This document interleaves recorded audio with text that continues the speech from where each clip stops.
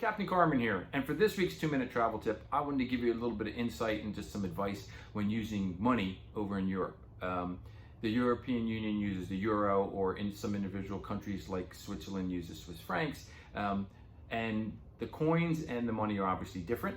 I did a small video, short video that I did when I was over in Switzerland last week, so I'm going to attach that here. It's got some great tips and some insight just to keep in mind when you're using that money when you're traveling, because it's obviously different than the money we use here in the US, and the coins do add up, and you want to make sure you don't get too much extra money in your pocket. You want to spend it and have a good time. So watch that video, enjoy the tips and tricks there.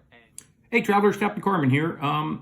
Just before I go out and explore Lucerne a little more, I wanted to talk about Swiss money, or the Swiss franc a little bit. And for those of you who've traveled internationally, you know, international money is pretty compared to what we have. It's just gorgeous with the little translucent, you know, crosses on there. But the big thing I want to talk about is the coins, because you will get coins differently in international countries, especially in Europe, at the European Union, and in Switzerland, than you do in the US. I mean, people, you know, we're used to a quarter, a dime, a nickel, and a penny. It's like 41 cents. You know, here they have bigger denominations. So in this case, it's a 5 Swiss franc coin. There's a 2 in here. I think there's a 1 somewhere, and a 20 and a half 1 and a 5. But they add up. So next thing you know, you might be having all these coins in your hand, and you have, in this case, almost 13 Swiss francs, which is probably about $14. So I'm always minding it to make sure I'm using it, because when you come back, you can't exchange that. They won't, if you do any currency exchange before you leave the US, they won't take coins back. In most cases, so you'll be stuck with it. So it can be an expensive souvenir if you don't spend it.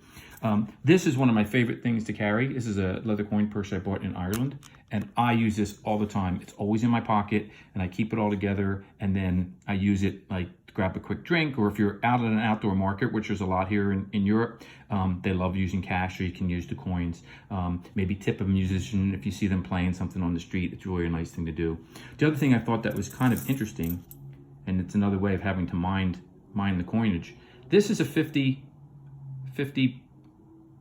or half Swiss franc coin. I'm not sure it's 50 what the coinage is, but it's smaller, or the same size as some of the smaller denominations, but it's, you know, it's like 50 cents. So if you get a couple of them, you might think, it's not that much, but you could have a couple dollars in there as they start to add up. So that's just a little tip today when it comes to the coins and watching your money when you're traveling, because like you said, like I was saying, the coins will add up if you're using cash for like simple transactions on the street. So I'm gonna go explore Lucerne. I'm gonna spend some of this coinage, and I will see you guys soon. Bye. Thanks for watching. If you like the information in this video, go ahead and give it a big thumbs up and like it. And if you want to make sure you don't miss out on any future information, go ahead and consider subscribing or hit the notification bell, and that way you'll be in the know when I upload some new travel content. And if you have any comments or questions, put them down below. I'll make sure to answer them. Remember, the captain's here to help you out with all your travel needs. We are going to travel again soon. Stay positive. I'll see you next time. Bye.